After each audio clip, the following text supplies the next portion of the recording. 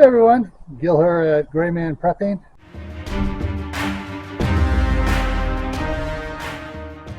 On this episode of Your Prep for Today, I want to talk to you about cold camping.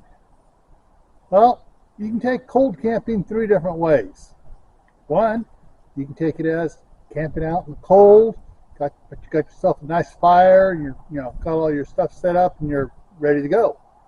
Two, you do it like in the summertime, cold camping, camping without a fire, where you're also called cowboy camping, where the cowboys and stuff would set up a cold camp, wouldn't start a fire or anything, just bed down for the night and then keep on going the next day.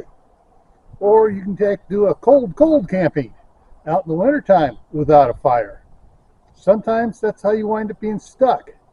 So you need to be prepared to do all three and practice your cold camping.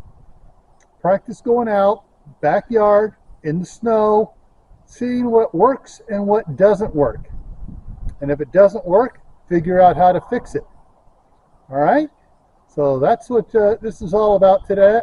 Today is about practicing cold camping to figure out what you need, so when you actually are in a situation where you need to do it, you have what you need to do and you have the skills. All right? Before I take off, I'm going to put a link right up here to the members only giveaway contest. I'm going to put a playlist down here. I'm going to put the members only announcement here, and I'm going to put Camp Patton Family Compound, my homesteading and gardening channel, link up here. Take care.